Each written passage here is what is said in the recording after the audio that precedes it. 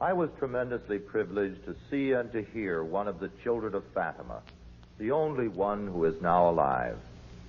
In the city of Coimbra in Portugal, that oldest of the three seers of Fatima, Lucy by name, is a cloistered Carmelite sister, and I'd like to tell you how it was that I came to see her. In my work as editor of Mary Magazine and provincial director of the Third Order of Our Lady of Mount Carmel, I visit the various parts of the country, talking with Carmelite tertiaries in our chapters, leading little discussions on the scapular and devotion to Our Lady. Many times I have been asked to say something about the Fatima Message, and of course I always try to summarize all the things that Our Lady wants done. You recall in brief review that Our Lady first of all prepared the children of Fatima by sending more than a year before her own coming an angel known as the Angel of Peace.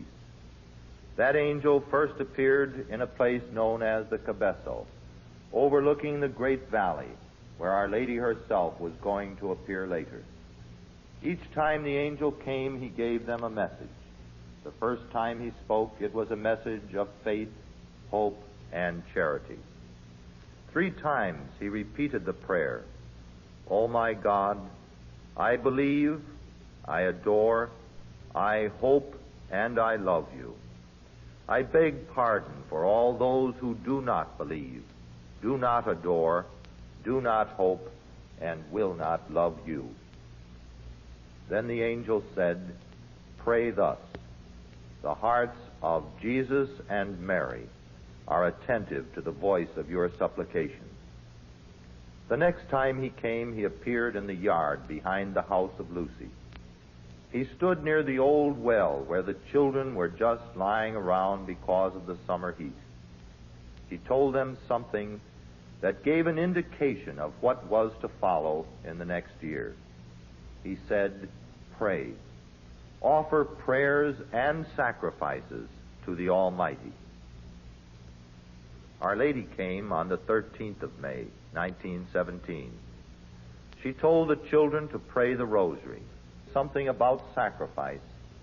She opened her hands that were always folded in prayer and revealed her Immaculate Heart.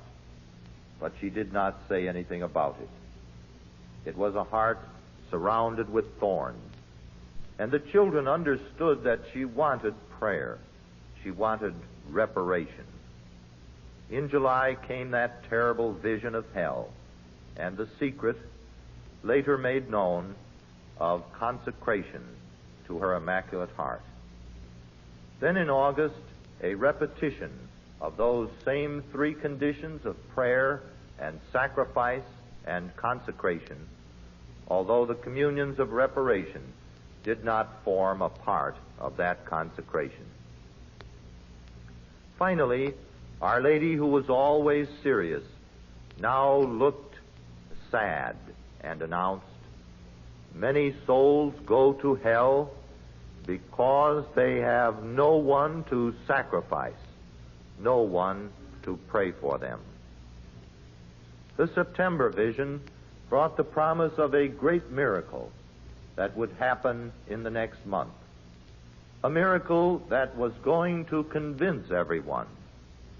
Then we have that great miracle of the Son, the promise fulfilled, telling the children who she is, the Lady of the Rosary, repeating again the conditions, and then coming in a final vision, dressed in the habit of Carmel, holding the brown scapular. I was able to hold everyone spellbound until I came to that last vision.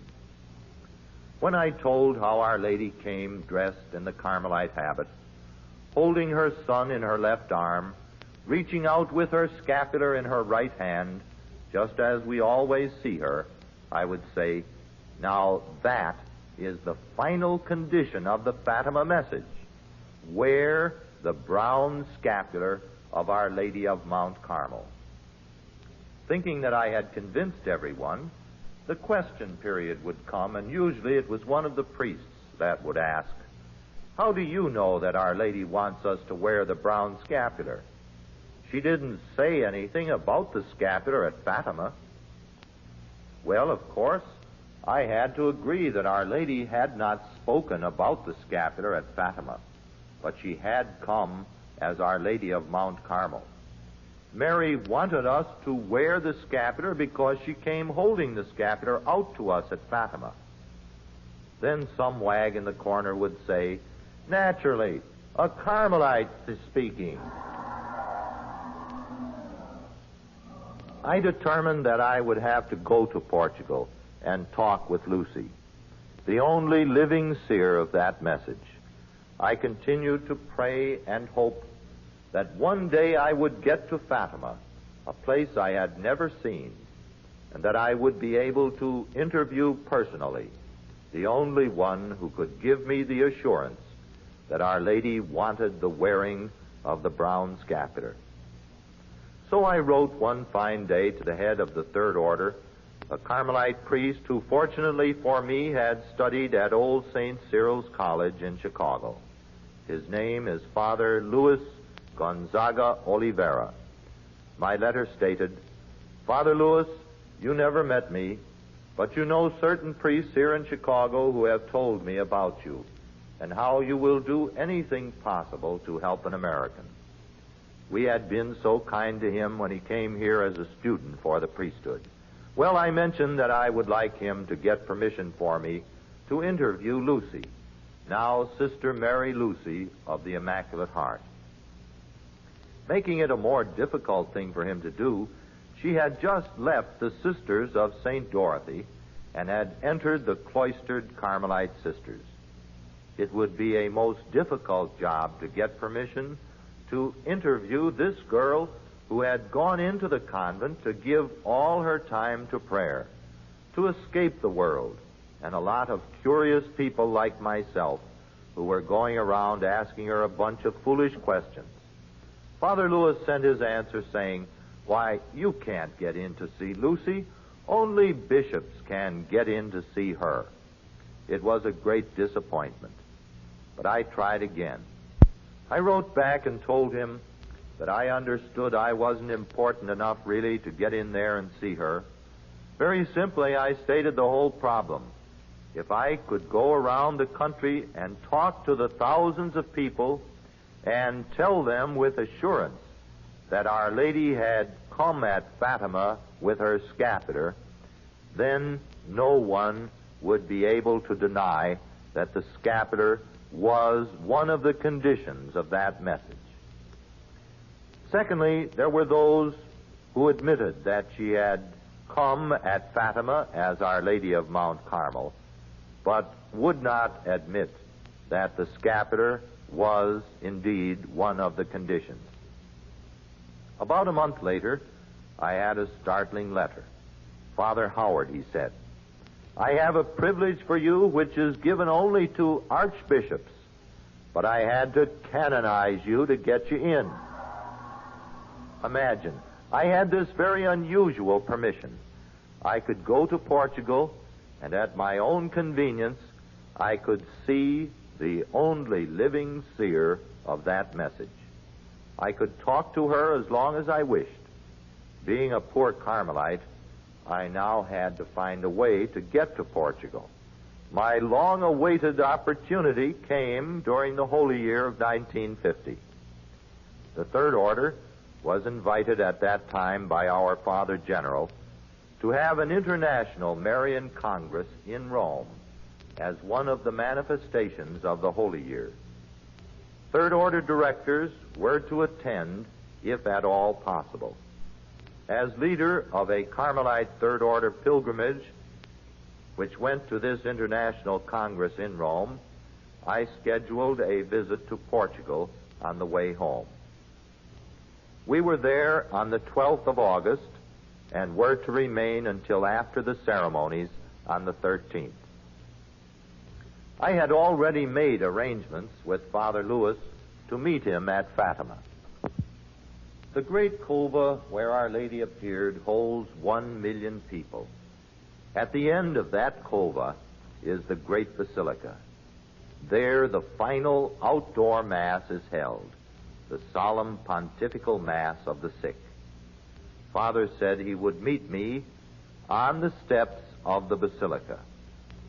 Of course, there were only about 250,000 people at Fatima that day. And for some reason, we missed each other on those steps. Father Lewis was so busy when I had seen him in Lisbon that he couldn't go with us. I begged him to come along with us to Fatima. I was afraid this very thing would happen. But he is an old man now, and he said he had his own pilgrimage to bring to Fatima, and that he would surely find me. There wouldn't be any difficulty at all. I waited until late afternoon. Finally, the rest of the pilgrims, there were 35 with me, became impatient. They were anxious to get back to Lisbon because the next day, the 14th, we were leaving. We were scheduled to arrive in New York very early on the morning of the 15th. The next morning, I went to the shrine of Blessed Nuno, where Father Lewis lives. He was quietly sitting in the sacristy as though nothing had happened. And I didn't take long to ask him, "Where were you yesterday?" And he just looked up at me and answered, "Oh, I was there. Where were you?" He listened with sympathy as I answered, "I was on the steps, and I lost at least 20 pounds in the heat waiting for you." With a shrug, he said, "Well, I thought you weren't coming, so I took someone else with me. We saw Lucy." "Do I still have permission to see her?" I asked. "Oh, yes," he said, "you have permission. You can go any time you want to go." But he said, "You are going home." And I answered, "Yes, I'm going home." "So you have your plane reservations?" "Yes, I have my plane reservations." You have no idea how frustrated I was. No money to remain over. It was a great disappointment after so many plans. We had an early lunch at the airport, after which a wonderful thing happened. This is one of those happenings that we hear about. I'm glad it happened to me. We were already checked in. Everything was ready. Our baggage was checked. Our flight was called.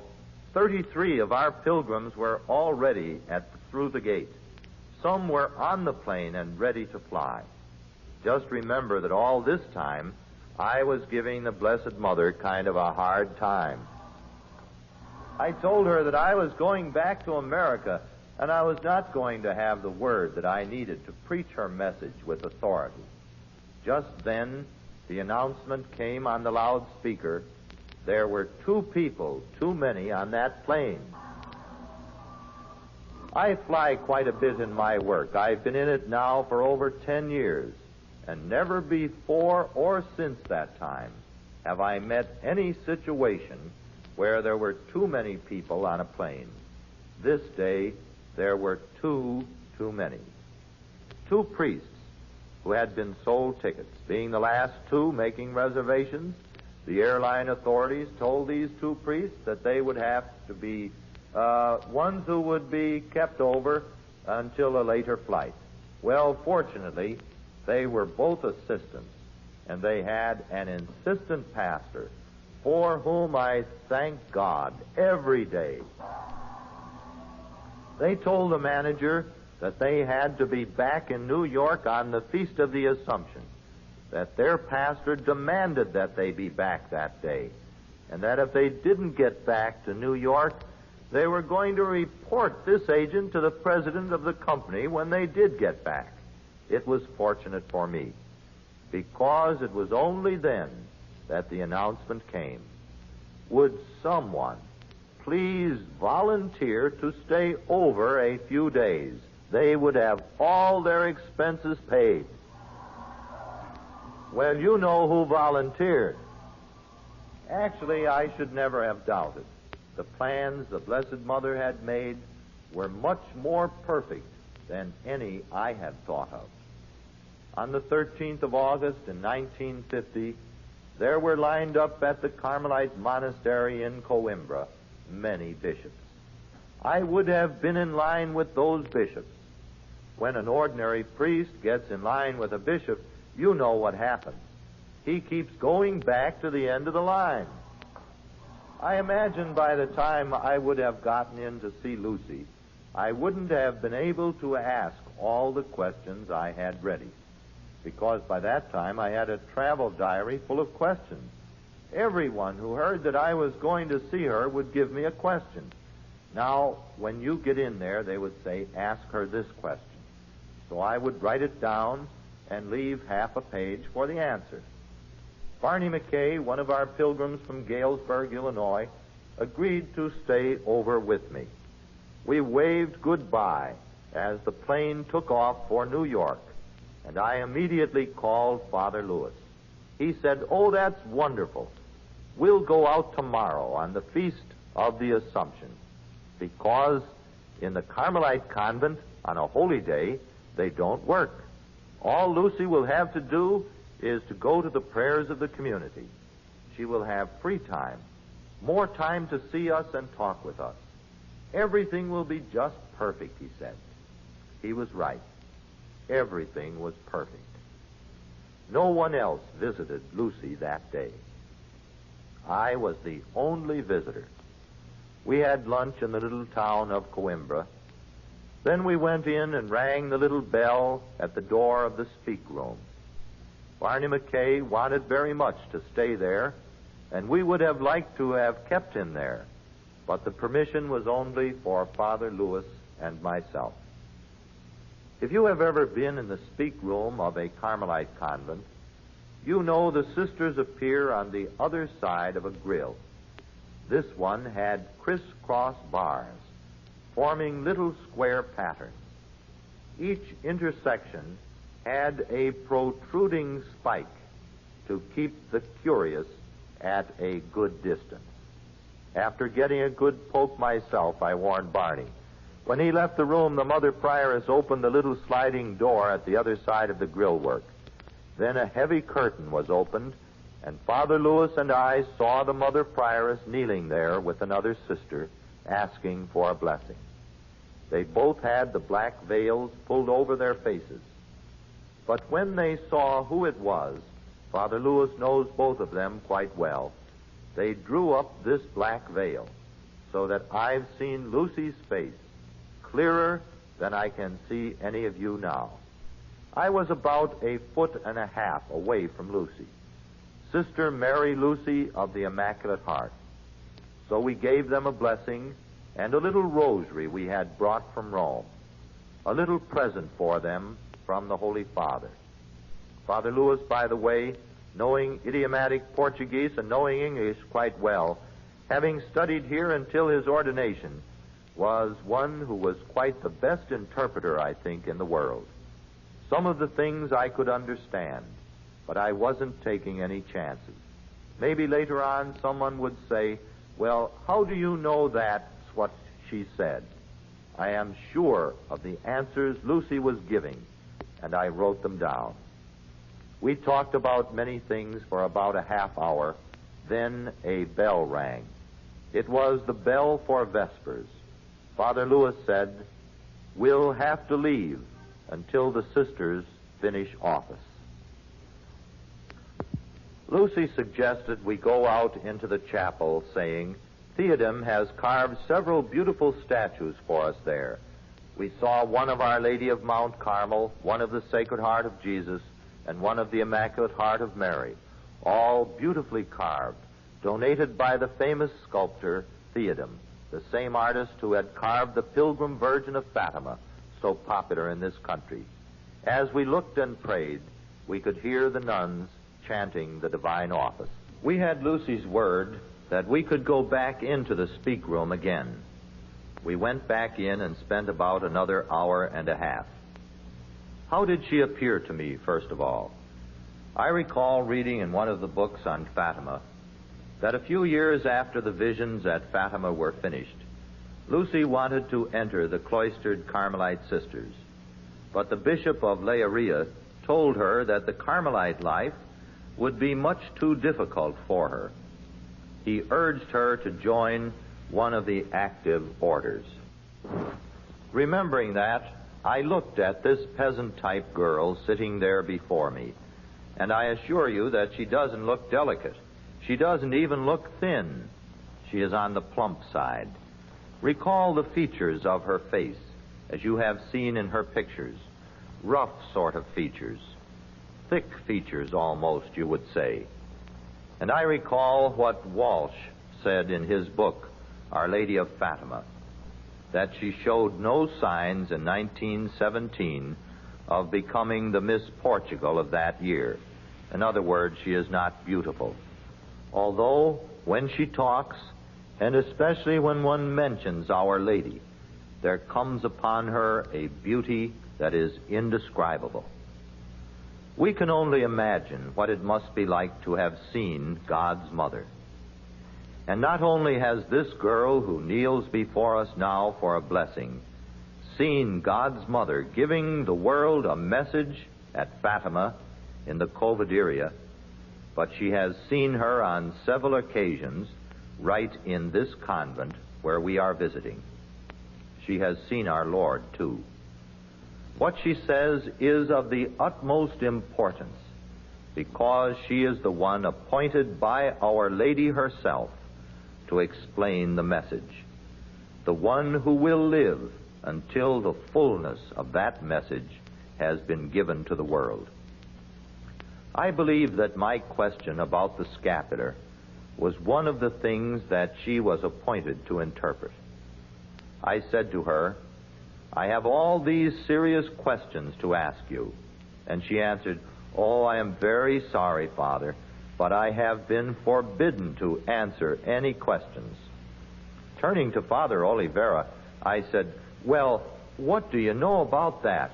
Here we are with a whole book full of questions, and she won't talk. He turned to her and reminded her again, I guess, of the permission we had, then said to me, You ask her anything you want to ask, and she will answer what she is permitted to say. Other things she just won't answer. So I said, Fine, let's begin. We started with this question about the scapular. First of all, did Our Lady of Mount Carmel come at Fatima? Oh, yes, Father. And she lit up right away, thinking of how Our Lady looked when she came at Fatima. Oh, yes, she came. I said, Did you know that it was Our Lady of Mount Carmel? In some of the books, the writers say that you were not sure what you had seen on the 13th of October, because so many things happened one after another that you couldn't possibly remember everything. It was so confused that you couldn't tell what color Our Lady was wearing or how she was dressed or anything else. How did you know? She said, Oh, Father, I knew it was Our Lady of Mount Carmel, because in September of 1917, our Blessed Mother told me that she was going to come as Our Lady of Mount Carmel. There was no doubt in my mind that I was seeing what Our Lady told me I was going to see a month before it actually happened. That answered the first question very well. Then I asked, Well, how did she look? She looked like the picture in the parish church, said Lucy. I had already visited the little church in the village of Fatima. I had seen the picture of Our Lady in her Sabbatine privilege, a picture that I am sure all of you have seen. Our Lady is over the purgatory, and angels at her direction are going down into the flames and picking out the souls that are clothed in the scapular of Carmel. Those who have been devoted to her and have faithfully worn her brown scapular, together with keeping the two other conditions of chastity according to their state in life and the saying of her little office, have her promise to be released from purgatory the Saturday after their death. That's how Our Lady looked. Well, I said, And this was the great question now. Why did Our Lady come that way? What did she mean? Without hesitating, she answered, she meant that we should wear the scapular. I was surprised. I looked at her in surprise, and I said, how do you know that? She didn't say anything when she came with the scapular. That, of course, was the key question, the reason why I had come here. And, of course, now she looked at me, thinking that I had lost my mind, being a Carmelite myself. It seems that everyone in Europe already believed that the scapular was one of the conditions of the Fatima Message. She said, Father, and she began pounding the grill work. I saw the Blessed Mother, and I know what she meant. If I had misinterpreted her message, or had a different idea than she wanted me to have, Our Lady would have spoken about the scapular. After I get home, I thought to myself, a lot of people might say, well, why didn't you ask her this other question to make sure? So I tried to express the same question in 2 or 3 different ways. I said, now, let's get this straight. I'm going back to America. I'll probably never be here again and never see you again. Everyone in America believes that there are 4 conditions of the Fatima Message. First of all, we are to say the Rosary every day. Secondly, we are to offer the sacrifices of daily life. Thirdly, we are to make communions of reparation on the first Saturdays. And finally, we are to consecrate ourselves to the Immaculate Heart of Mary. Oh, she said, there is one more condition, the wearing of the scapular, the symbol of our consecration. Well, I said, now let me get this straight. You mean to say that if someone did all 4 things and didn't wear the scapular, that he would not fulfill what Our Lady asked for? She said he could not fulfill. He could not fulfill what Our Lady asked for at Fatima if he refused to wear the scapular. Well, I said, in other words, it isn't just something which Our Lady would like us to do. It is something which is essential to the message. In other words, if you don't wear the scapular, you could not follow that message. She said, exactly. You could not follow the message of Fatima unless you add also the 5th condition, which is the wearing of the brown scapular of Our Lady. There was a Franciscan priest on our pilgrimage, and I guess he wanted to start a great big argument. He had said to me, when you get in there, you ask Lucy which she considers more important, the saying of the daily rosary or the wearing of the scapular. But at this point, now face to face with Sister Lucy, the question seemed out of place. I tried to give her a chance to dismiss it by saying, there's another question here, and it's kind of foolish, but I promised that I would ask it. Which is more important, the saying of the daily rosary or the wearing of the scapular all the time? She gave an answer that has been quoted, I think, millions of times. Father, the rosary and the scapular are inseparable. You cannot have one without having the other. I don't think there was another way we could have cleared up the questions I asked her during that interview. I thought of the possible talks that I could now give, explanations of the Fatima Message and the place of the scapular in it. You see, now it is already 1958, and I saw her in 1950. What she said was as interesting for me to recall, and I'm sure for you to hear, as it was the day she told me these things.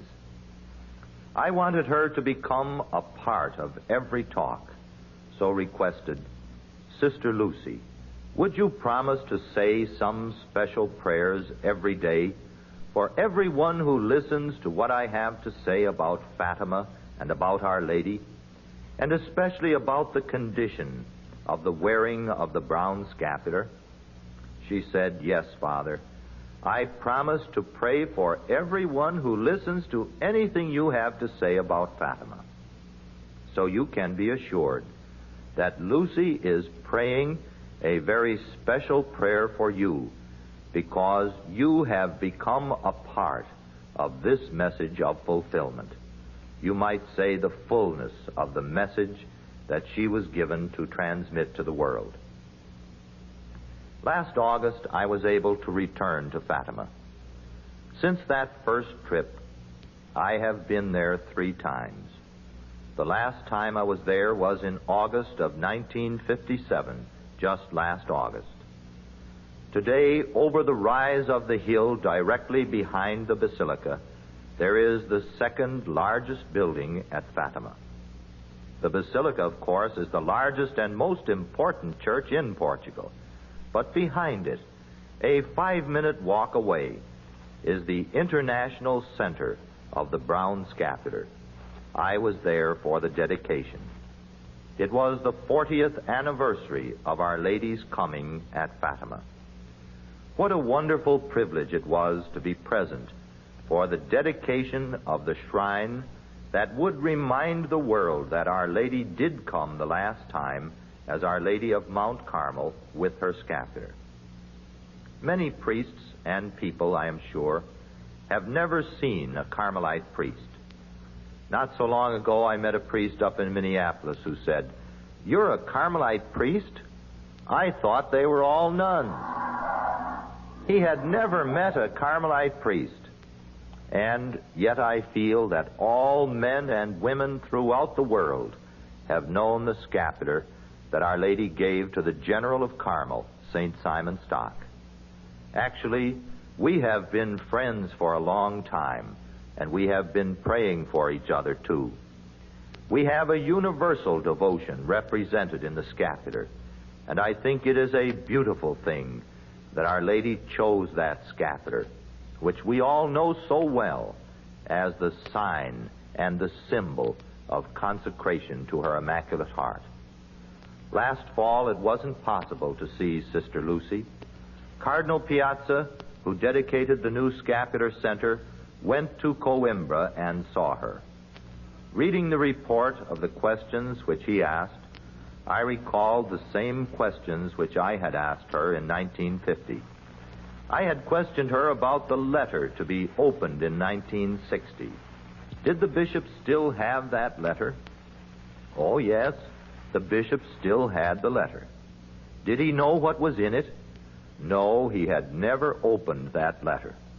During the Marian year, an interesting book by April and Martin Armstrong was published, called Fatima, Pilgrimage to Peace.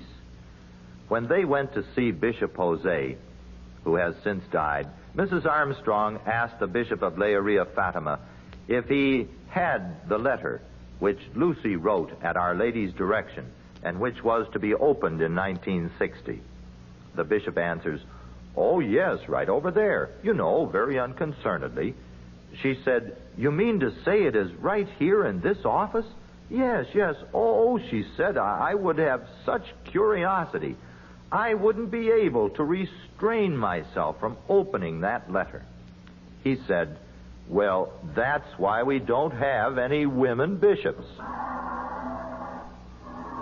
When I asked Lucy, "Does anyone know what's in that letter besides you?" she answered, "No." She said, "No one knows." I asked, "Well, there's a report that's been repeated many times. There's a report going around America that the Holy Father has read that letter." She looked sharply at me. Then I said, "This rumor tells how after the Holy Father read your letter, he fainted, and he didn't come to for 3 days. Oh, she was hysterical by the time I had finished. She thought it was the funniest story she had ever heard. As for Father Oliveira, he just kept laughing and said, "No, they haven't heard that story in Europe. That's an American invention." I questioned her further. "Does the Holy Father know what's in it?" "Oh, no, the Holy Father doesn't know what's in it. I said, well, now, maybe you have bilocation. You know, we read about that in the lives of the saints. You could be here in the convent in Coimbra, and at the same time you could be in Rome talking to the Holy Father. Oh, she thought that was a big joke, too. She said, I don't have bilocation. There is no way I could get to Rome. I've never been to Rome, and I've never seen the Holy Father. I've never been told by Our Lady to send a letter to him. He does not know what is in that letter. Then I said, well, what is in there? I figured as long as I had permission to ask questions, I might as well ask that one. And she looked at me for a second and just smiled. That is what Father meant when he said, certain questions that she can't answer, she just won't answer. So she didn't answer that question. But then she added, and I think this is a good thing to remember. She said, but if you were the Holy Father, I would certainly tell you what is in that letter. So we know that if the Holy Father does request the opening of that letter, or perhaps the transmission of what is in that letter before the year 1960, that Lucy will send him the answer or send the letter from the archives in Leiria. Finally, I asked her about one other thing that has always puzzled me, and up to that time, I had not seen it commented on in the Message of Fatima. In May of 1917, Our Lady told the children to come 5 more times. She appeared, of course, in May, June, July, August, September, and October. That was 6 times altogether. But in May, her first appearance, she had said, I will come again a 7th time. Father Lewis objected and said, I don't think she said that. And Lucy said, oh, yes, Our Lady did say that. I continued, now, what did Our Lady mean? Has she already come the 7th time, or is she yet to come? Because in my mind, there has always been the thought that maybe if Our Lady is going to convert Russia, she will come the way she came the last time at Fatima. Perhaps there will be a great manifestation there of the power of God and the influence of Our Lady. And I thought, well, maybe that is the 7th coming. Lucy was smiling, but she said nothing. That was another question she wouldn't answer. But I think the fact that she wouldn't answer it led me to believe that Our Lady has not come the 7th time. I asked Father Lewis how it affected him, and it affected him the same way. He said he interpreted that to mean the same as I did, that Our Lady has not yet come the 7th time. The 7th coming will, we suppose, be an official coming, something that will be connected in some way with the worldwide message of Fatima. At least, that's a good thing to think about.